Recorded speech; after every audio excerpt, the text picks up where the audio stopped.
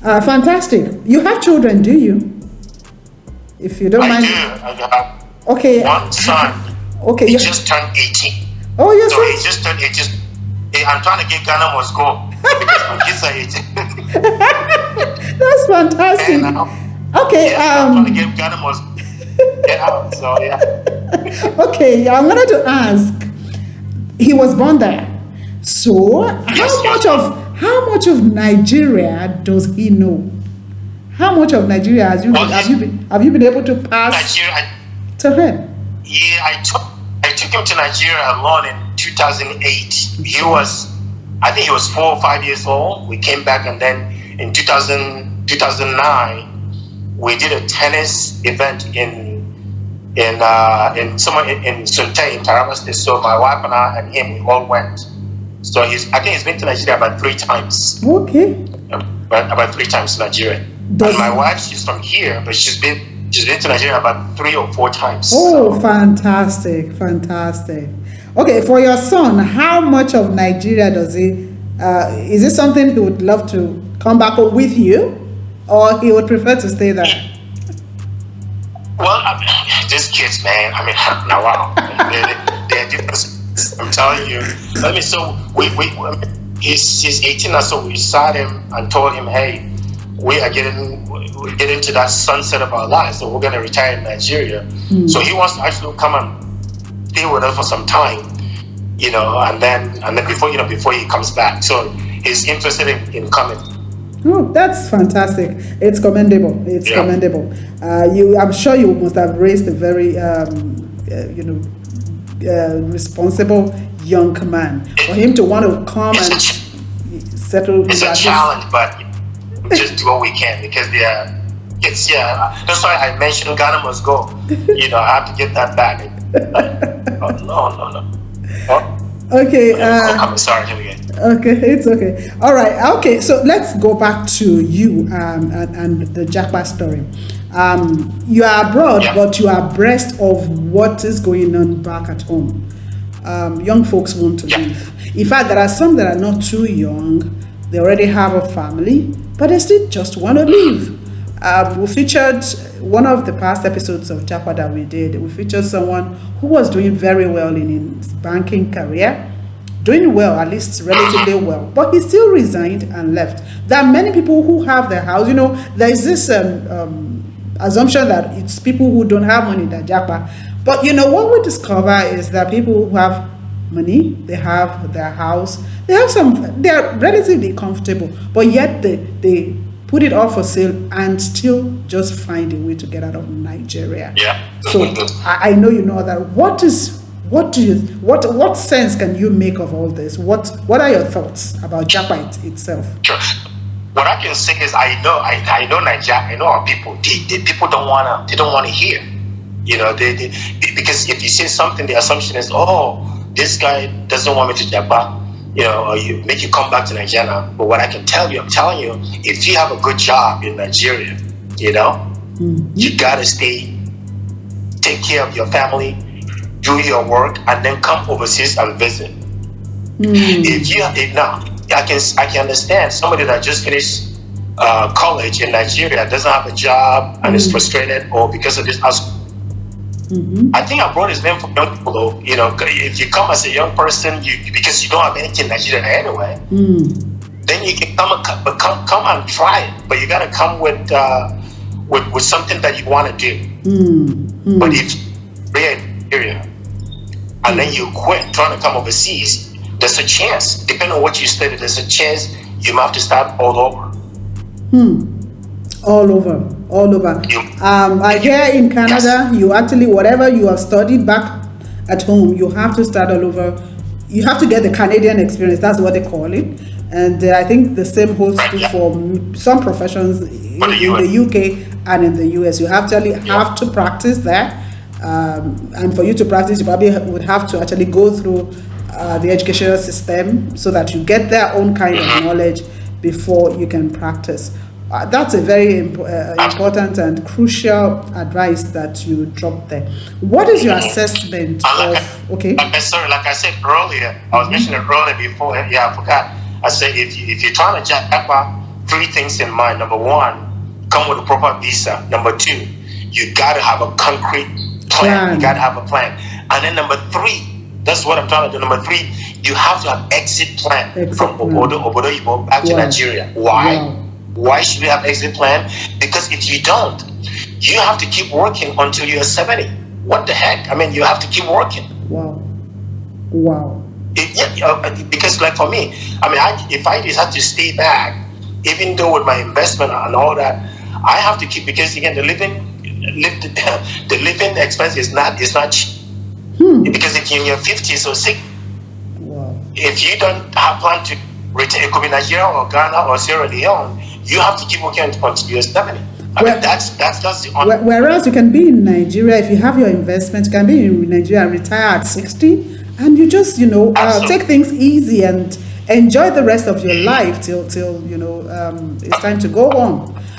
I'm only talking about those that have plans. If you have plans, it shouldn't be a problem. And also to let those people know in Nigeria, if you just remember your 1 year rent in, let's say, Ibejileki or Shagotedo or Kaduna, your 1 year rent in Nigeria is your 1 month rent here in the US or UK or Canada. Wow.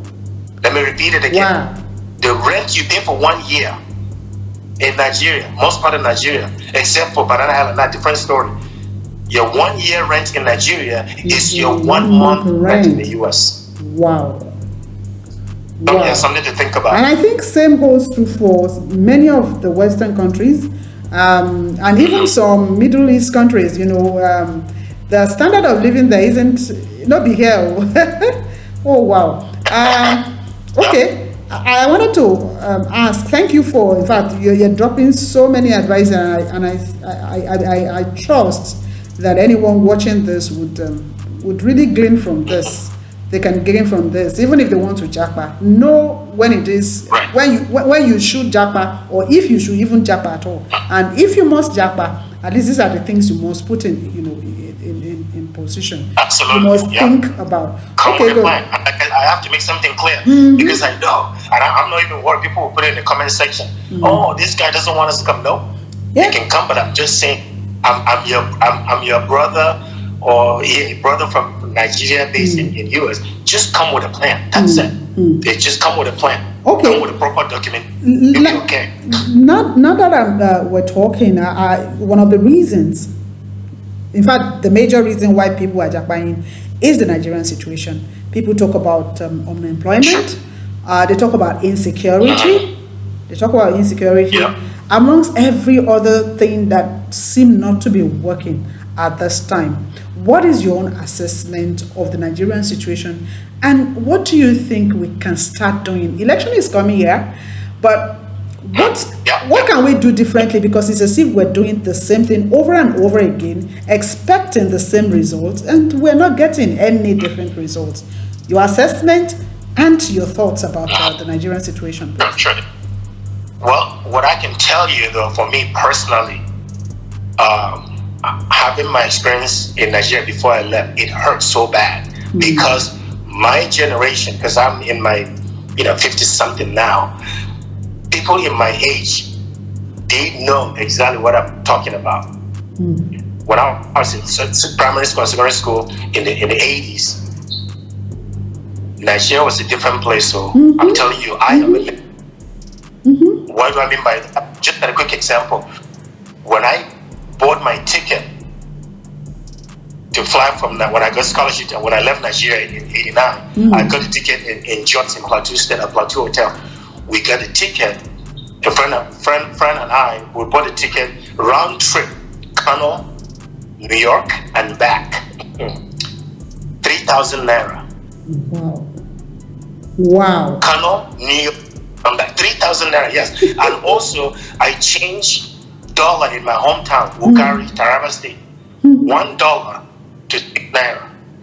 $1 to 8 naira as in 1989. $1 to 6 naira. 6 to naira. 6 naira. So even the naira was much more valuable than the dollar. But today, yes.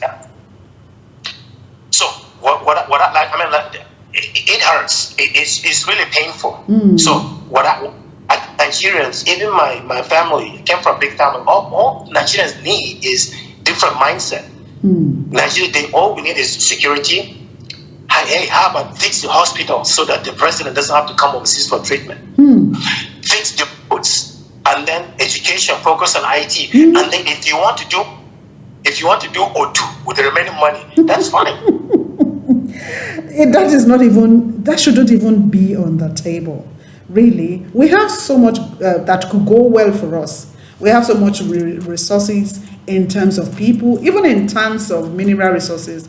We are so endowed with so much, but we just are not getting it right. And I think one of the problems is we're greedy as a people, we're selfish as a people, we are lazy. Laziness, not in terms of what we can do, but the fact that there is oil and we have oil, so we don't need to do any other thing. Let's just sit with this oil and keep drinking this oil and put in straw and drain it for as much and as high and for as long as we can. I think those are the problems, and of course there are also many petty problems. But now that many people are jackpotting, who is left to turn things around? What are your thoughts? Or should we depend or wait for those who are returnees like you? So what I can tell people, Nigerians, to understand is, think about, just like, for example, if I tell people, hey, I'm thinking about, I'm planning, working on, going back home to kind of semi-retire, they say, what the heck are you going to do over there? Then what I throw at them is, hey, can you tell me what are the Chinese, the Lebanese, the Indians, what are they doing in Nigeria? True. And then they'll be quiet. True. Yes. If Nigeria is really, I'm not saying things are perfect in Nigeria. There are problems. But have people asked themselves question, what are the Indians, Lebanese, Chinese doing in Nigeria? They saw something. There's business, absolutely. There is business. So I think the one thing we need, seriously, whether you're from north or from south or from east, whatever, we just need good leadership. Look at what happened in Rwanda. One man. Yes. Because of the love for his country, Rwanda that went to civil war not too long ago. Yeah, not too long ago. Yes. So, like I said, people may come after me, but I'm okay with it. I just like to tell the truth.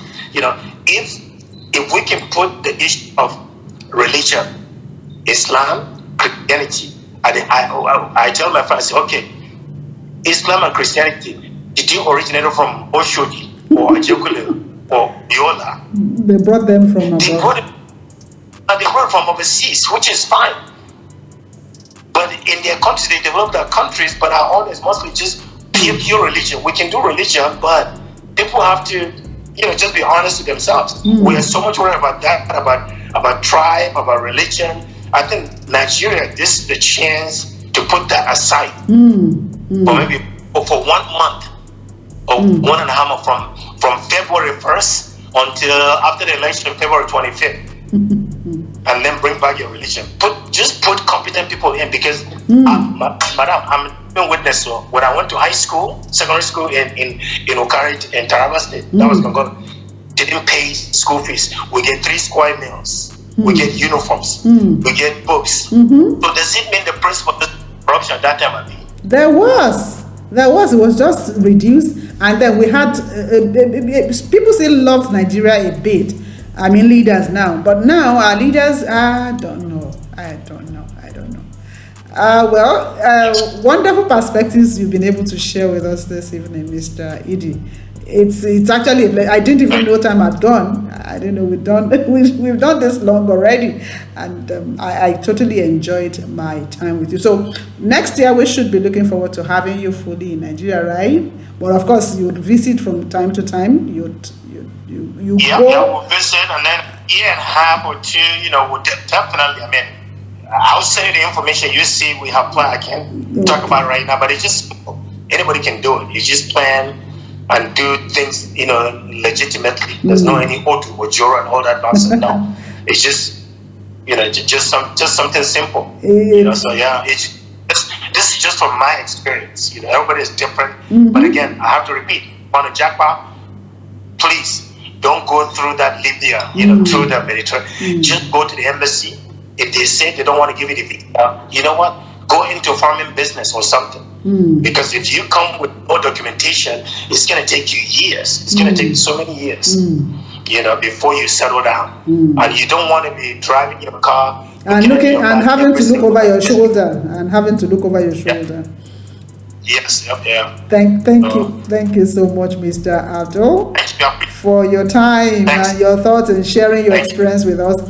We look forward to you being back in Nigeria, so we can also partner with you, on your social work, and especially on your contribution to tennis in Nigeria.